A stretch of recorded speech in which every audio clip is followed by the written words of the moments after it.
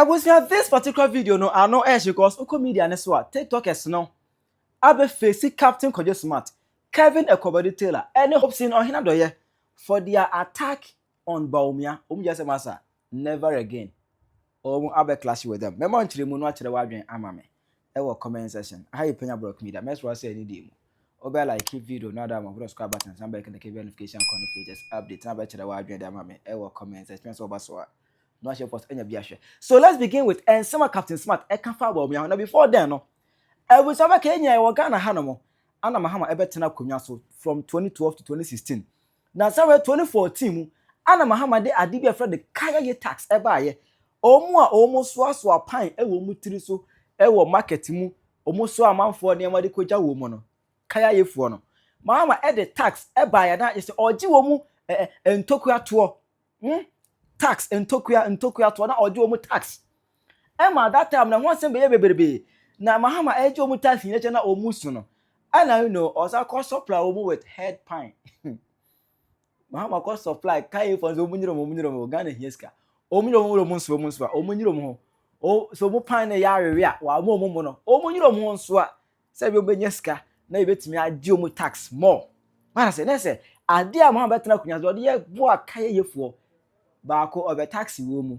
mienu osa to pine ma wo mu as omnyiro munso anko wo mu eno no obhye brete omnyiro munso a omufa anigye enye ana 20 ze to wetia mahama na mahama ekofie MPP baye that kayayei tax no omu etwa mu eyifiri ho no mo na abeka ye ko 2024 ni mu no 21st May 2024 ana Bawumia at that time near bottom na say Mr. Digital o head no so dey kayayei fo no mu akra ne Ghana ha no mo no omu bredodo cause untimi nsuwa de free one fry sa fa nko wo mu eti mama nya de bi enfa mo wo mu e no launch bibia ye frɛ no Kayayei empowerment program.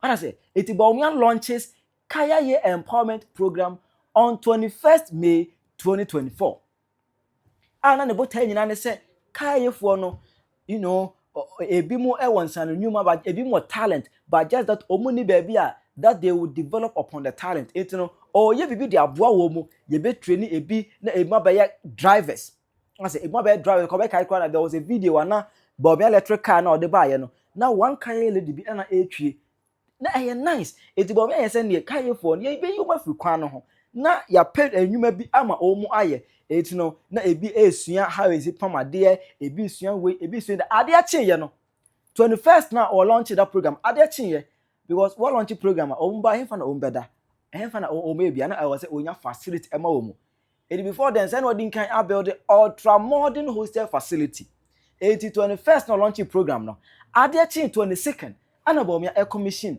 ultra modern hostel facility at Accra for Kayayei people. In fact, it was such a beautiful building, beautiful artifact.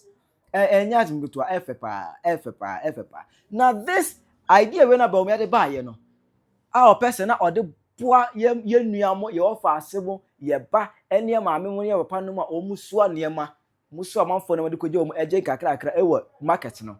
Bawumia be say oyi otwa saa bre ne so na opa adwuma opa bi ema omu eyede bi nyansa no adwuma be mu di dwane ade no eno na Captain Kojo Smart chirom ya sebe saa dan Bawumia ye no ne nyansa nim ba kokula sei Bawumia timi sore ye kosi dan so de makayayei wonyare adena want to training school am robbers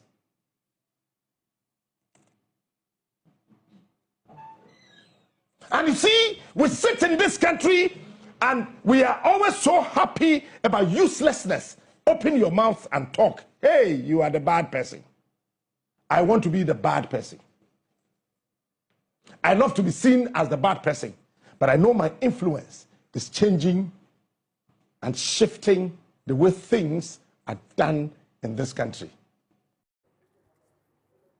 But obima kayayei for on head pine. Obima omu pine. Akoswa aswa niema. Na wasade tax atu omosuno de eno na nyansa wom. You know the hypocrisy in Ghana here no too much. Eno ana media say we say Obama be kuma ya Captain Kojo Smart. Captain Smart. True fact. Bawumia wa bodam. me catch Bawumia obodam. What it? Captain Bawumia obodam. Captain Smart we me can be say opa ma yemfo no Bawumia. Na yemfo mo hospital na nkasa encheke obi ana dwumu nye. Ebi mo hu say wo Captain Smart wo bodam totally. O bodam. Ah, I didn't kwase be no. Mo kasa say edi ana mo fi say ejimi ana. Mo di ne paratma on fi mo fi say ejimi ana. Ah, enti emi ne kai no to sara mo di Bawumia tem sa na. Ade ne na amo. Se Bawumia wa sit there ma kai yo nti. Kese on sit there so e ma Clemens e sit there ma Roberts. What be that? On psychology mark Roberts. What be that? En kwase be no. Ah, I na person to Bawumia no ye fom sa. E na mo papa Bawumia pe de plan wo ye mo di no ye fom sa. Ade e ka sen. E ka sen. En Captain Smart, what if the kese so kan kwasem sa obi admu kan wen kire o. Obi na odi na tem. Asa.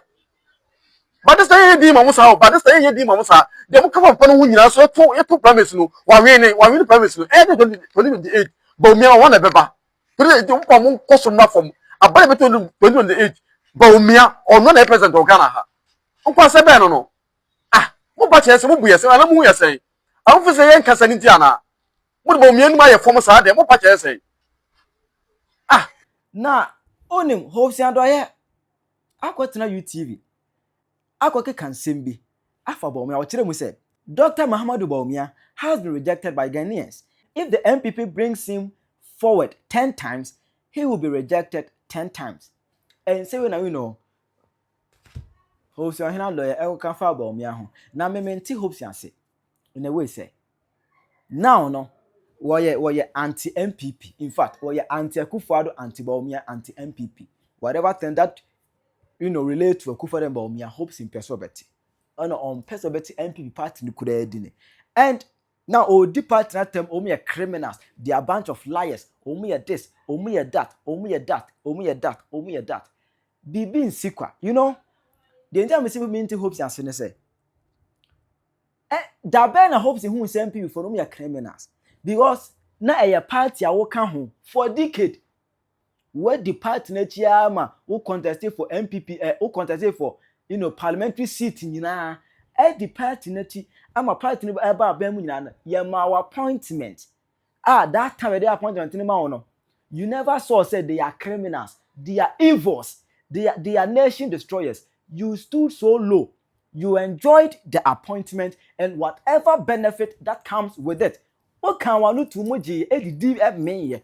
But udin se munu asabe MP for udin se munu omu eji udi bere free unsem no. Hope say won tiase and what the bitterness ya obi a hye ni mu and then you say no be destroy MPP party obi di o matem. The hope say everyday ranting nyina no asiye ni say woka say they are criminals now. You are with them for many years. Ada na wanka time na no mu hada o enjoy no wanka. But ekodi bra ye gi wo position free wo nsem no. Eho na na no me criminals. I say mo yesa na mo ya ye nyaatwo mo ye selfish people. Mo ye selfish. Na we just say we na hope say kan ye no. Media no so. Omo abere plan. UTV for of late mo jimi pa UTV for of late mo ye jimi o. Enti mo anya guest. Mwanya ni papa bia mwanya ni papa na adwene mu da ho onum nyansa bia ma na anya mo guest say Hopeson Adorye na makofa no say onya mo guest na UTV for of late mo ya adwumi o no wonder say mo makwa me plus kwa po betra wa say dey kwa me plus ho no be adwuma Hopeson Adorye say Dr. Mahmoud Bawumia dey about 10 times say very 10 times say dey about 10 times near 10 times MPP dey about 10 times say 20 times ko no one dey baba edo any sad your sun takache papa no minim boni ode aye mumu bi nom oma starry am kwoti mo ho ekwoti UP esimu say monya percentage 0.023 sa percentage na munya even cheddar kwampo tu mo Hopeson Adorye say oni dwuma bi dia you are no free ana wano free alaji Dr. Mahmoud Bawumia na he dia nyankopon no ana se nyame no wasi papa no asafo hene na MPP force di tumi ama no na okwa akodie nim am ye di nkurem nyame bo 2028 no papa sa Hopeson Adorye pa into woma uwa jiri wa ma da umachi mutufu because asa won sima de babo nti be kenna nyansa bi anim yes and some of it can be a nyansa bien I like Dr. Bawumia Mumubi Bonnie Bay as a reason no what me tell we are now you be biana all of a sudden nani patao unyo bishu ba na onwe ni pahi unyo bibia ba na nipa enyewa o de seka kwampo be woku ebini yehu se nkwasiafo ne do so wo MPP party ne so ne so ne yi bi firim ne ebenya wo yehu se jimifo no tibon kosofo no e do so party mu no ano pali for ne do so party e so ne bebere firi so ne yi bi to twene ebini wo o di ade pa na betuma chakra o nyansa be pa na wutim a betuma chakra nyansa be said the allergy doctor Mahmood Bawumia pa 10 times no wait 10 times kra o nyansa be na wutim na de akotere obi ena UTV for mu nyansa phobia as mo guest on mu nyansa obi a nyansa bia wontin oba be ka kire o man Ghana ama o man Ghana ho kire I war my gun, I'll could just cry and tardiano. I'll be the release some stress and win yan and phobia or better. I am guest on. Coffee, a moment to a chin we have a town of a cuff match will be all general. I like Dr. Mahmood Bawumia, who is the on Casa on Tintasu or near Terminal. I don't know, ya. Come up and come up by kind of once a manaka one day, what Babantin, no better some football, no be do better than come when you papa near kind. When you shake on to race Solana Baulaya, we need shake to race Solana or repok, Muni shake a record or castle in today. Oh, castle in today, castle in them today.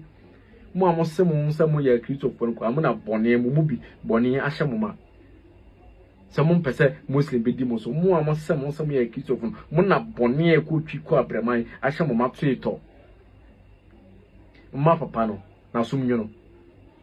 Mama no assume you know near the record 10 times no rate 10 times or better 10 times because you know some man can find you are president for and so by Nana Kufado, ye nim diamoka fan se papa we are hand time or arrogant or ye dare or ye wine or also on full taxi that nina mo publishing also yankupo sini hene Nana Kufado ye one dia ye want some Ghana for man can fa papa no eso so yankupo sini hene Yakupon Casso Bessie Wina, Opa Koshi to group Pakosh, Corboa Sikosha Mines and I say, Koshabu time Gassi, Yakupon be you about you as you was for Henny. Opa Montano, Opa Mon can be beyond fan Dr. Mahmood Bawumia, where they are on Obeba, where there's Ghana Banyan or better Subi. So a 10-year, ya pensa, so a Camolinas or the Namuma Buffonas and Mon Pese Obedi Ghana Swa, ye Bemana be Ghana so. And then I'm a tiny passer. Adena mo obi nya mo hwe obi ohun gwa no ni nkomo onu nya no baba ye bida and so all of a sudden mo solidity as nipa no nyansa pe na wo tirima o nyawa UTV for na me blame UTV na no Kevin tell and this for no start agenda bi na esre on 24 election e call ye na Bawumia defeat ba akopa o mo attribute to Bawumia to Napo. It was not sebi na po nsema wakeka no na ebi ekọ se basabasa na Napo kasa de na enye nyamia nim no kure 2024 de na Napo kasa ja be MP Bawumia ni abriya campaign Bawumia ni abriya campaign no na Napo switch na be to bomb na Napo na be to bomb e ma bi kan na nsan kura na MPP primaries e be ba yisu kura no on sa be to bomb bi obeto bomb bi ana bomb enye bomb ketwa enwa be ka Bawumia we ne ye na NDC for any age so okay then e dan deal because Bawumia we the end Napo na ahia Bawumia be fan as running mate they say Bawumia nya fan Napo as running mate ene no ano Bawumia and forget we lose abana we didn't can lose beforehand enwa be ka this issue Dr. Frank Amakohene oye NDC Ashanti regional minister kran make that post no I say Napo start abra be kan MP for primaries once waka say if Parliament honomono abra no hono now pinipa sebe we the most sensible and intelligent na eye Bawumia there's a man for just see we di Akufo-Addo mu nyina atem we di we no obi atem what I say ema enu kwasa be but now no Kevin tell any different agenda be say ai omo ntiase ema Bawumia se Bawumia ka say on fa Napo enye running mate a omo ntiase they will rise against Bawumia what you feel obi abusua sem efa wo be you know they are afraid of Bawumia. And they want to find ways and means they have NDC, they know say they are afraid of Bawumia. It only say na post your Bawumia weak point. It then young forcing the put on Bawumia. Say be any young kwasha santimu ya jise any asandefo no say Bawumia ka say on for na put any run mate ya and then say just say or respect me ya santini, but I don't support it one bit. Say no po be running mate. Napo can never be a running mate. Napo can never be a running mate.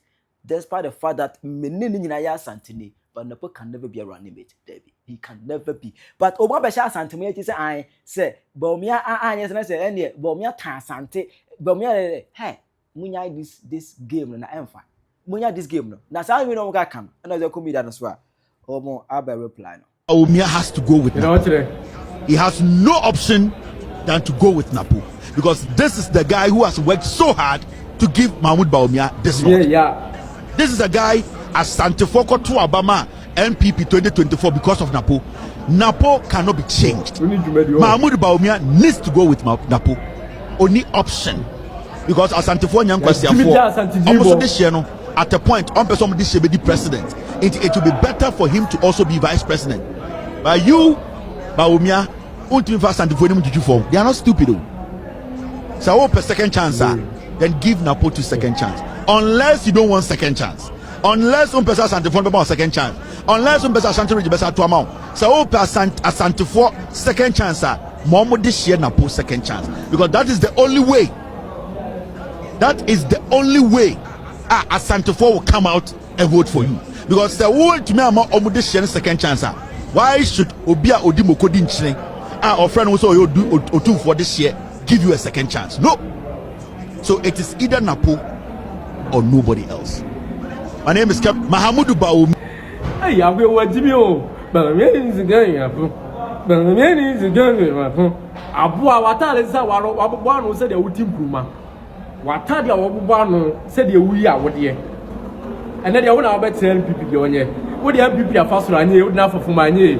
And then the owner of the vice president did not mind MPP for me. Una obeka say Asantefo no and I say Asante radio mu tuaba no and I say MPP for fa kabi ayimra honorable Kennedy Akompra kwa Japan emra na anye senka Asantefo to about based on tribalism e kom to aba no dem a yewura adutum oya Santini this year pa senka Asantefo to about based on tribal yeah and Asantefo to about my yewura adutum Asantefo to about based on tribalism. Omutu aba ma obi asabi. Omutu aba mo hye nyansa. Wo obi obetima di nyansa abo o man Ghana. Etina Asante ne eye oman no. Ntina de bia mota Asante no. Agenda we our from emfa. Agenda we perfofro ba. Wa funu se de wo ma nufusu. Agenda we emfa. NDC for na wo ma dwimo ha no. Omo na utimi influence mu enya MPP. Agenda bi o certify MPP bia emfa. Wona we minister wona ye koto aba wie ma John Dramani ma wie ko fa fake medical doctor say and come by my minister of health and for my Ghana for wo na MPP for na hwehwem no mu say woman no and as a girl no or ye fake on go school krampuda wona wo tu say ni pana e de ma NDC for and ko be wo Ghana for pania bone obe ma drubone e hospitals amoma wo and then they will be to vice president and then I'm at Dr. Mahmoud Bawumia. What the papa na fasuranye, what na fafumanye, and for agenda way of more. You two for the can as because Asante or my they all want to Asante or Jobia into Bibia was and Mamuan. You who say, or Asante, and that's you or Yemia. And Tina Yenny, moon for being away at Santini and away I can there be more to me be Asante Obeba. Adomani Sado Suntakate, say Napo Sefata, the Adenebaba, say or Sanfata, you bet me you go from. By no one now, better Dr. Alaji Mahmoud Bawumia or I think the way of form. Upe say MPP Alpha Obia, and I said one faba I Napo Amebia, then this for many agenda. One father Palma, no one you're quite action, and I sent for young family, my body and somebody tribalism there, more politics. Yen somebody mo trouble bigot mo de mo nipa mo yimu NDC de mo nipa mo yimu mo nipa ni mo yimu anka ma pam anguna fo mo NDC mo nyina de mo nipa mo yimu ndi no mo fa kwa so na se na wan fa no po ama magina so aka say na po ya santini be na sanfa nto aba amfa ma bibi abo toli wa na beche do binye wo na wo beche do binye dwan wo na wo beche de MPP na se Dr. Alhaji Mahmoud Bawumia onye se na po se fata wo de ne baba se na po se because MPP no enya asante for party so enya ansa na wajimi MPP enya asante for party patriotic obia timbambi ojobia oja owo ojobia until the vice president bia or see to say the vice president bia no ebeye different tribe the vice president bia no president their tribe we are na vice we unlike mo